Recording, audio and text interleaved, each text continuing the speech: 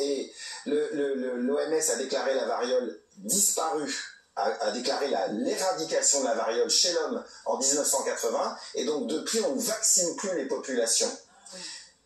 Mais là, il ne s'agit pas du même virus. C'est le virus du singe. Et chez l'homme, il cause des formes Donc beaucoup en fait, plus... vous êtes en train de dire que c'est pour nous revacciner contre la variole?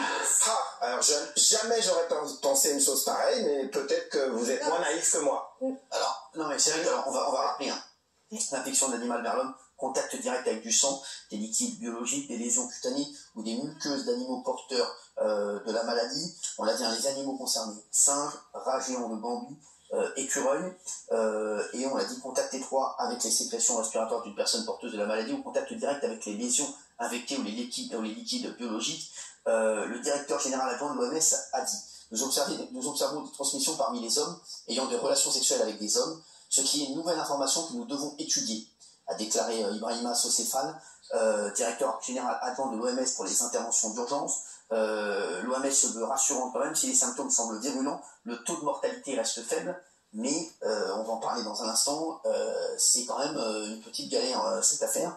La durée d'incubation est en général de 6 à 16 jours, mais elle peut aller de 5 à 21 jours. La variole du singe n'est pas une maladie particulièrement dangereuse pour l'homme, mais voilà, c'est ce qui est dit là, à l'instant T.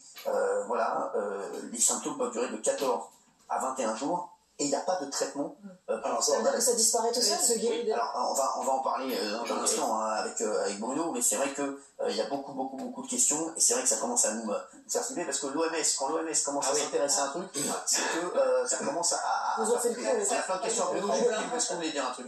Oui, ça rappelle ce schéma, l'animal qui transmet à l'homme une maladie qui se propage, très contagieuse. Ça rappelle le coronavirus. Est-ce qu'il faut craindre une épidémie mondiale?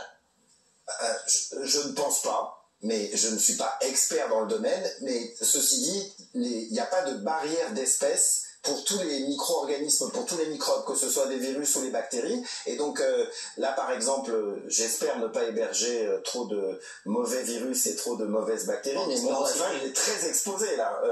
Et puis moi, je suis un vétérinaire, et donc je côtoie tout le temps des animaux. Sachez-le, celui qui a le plus de virus ici, c'est lui. Je m'éloignais un peu alors. Ah ouais, je peux vous dire, il traîne dans... Et il y a aussi autre chose, c'est que le fait d'être exposé à des virus qui sont hébergés par d'autres espèces que nous peut aussi contribuer à nous immuniser. Par exemple, sur le Covid, certains pensent que l'exposition au coronavirus, parce qu'il y a des coronavirus par exemple chez les chiens et les chats, et nous les vétos et nos infirmières, on est très exposés à ces coronavirus, il est probable que l'exposition permette des résistances à d'autres types de virus de la même famille. Donc c'est pas toujours un danger d'être exposé au virus qui est pathologique pour une autre espèce, mais qui est très faiblement pour la nôtre. Alors, on vient de recevoir l'info. Un premier cas suspect de variole du singe a été recensé en France, en région parisienne. Ça vient de tomber. On va en parler dans un instant avec Bruno Megarvan. Voilà, ça commence à passer, c'est vrai. Voilà, je vous le dis, ça vient de tomber. Voilà, à 20h33. On en parle dans un instant avec vous, Bruno. À tout de suite.